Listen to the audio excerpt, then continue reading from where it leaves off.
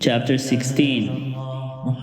The Pharisees and Sadducees came, and to test Jesus they asked him to show them a sign from heaven.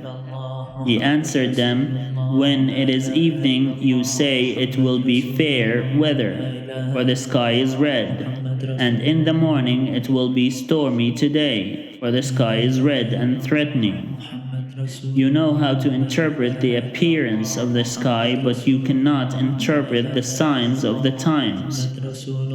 An evil and adulterous generation asks for a sign, but no sign will be given to it except the sign of Jonah." Then he left them and went away.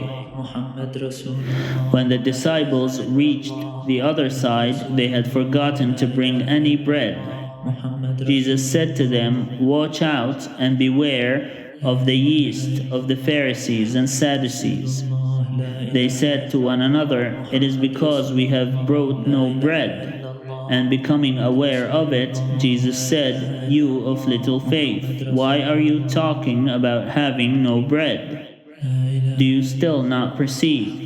Do you not remember the 5 loaves for the 5,000, and how many baskets you gathered? Or the 7 loaves for the 4,000, and how many baskets you gathered? How could you fail to perceive that I was not speaking about bread? Beware of the yeast of the Pharisees and Sadducees." Then they understood that he had not told them to beware of the yeast of bread, but of the teaching of the Pharisees and Sadducees. Now, when Jesus came into the district of Caesarea Philippi, he asked his disciples, "Who do people say that the Son of Man is?" And they said, "Some say John the Baptist, but others Elijah, and still others Jeremiah, or one of the prophets." He said to them, "But who do you say that I am?" Simon Peter answered, "You are the Messiah." And Jesus answered him, "Blessed are you, Simon, son of Jonah, for flesh and blood has not revealed this to you, but my God in heaven. And I tell you, you are Peter, and on this rock I will build my church, and the gates of Hades will not prevail against it.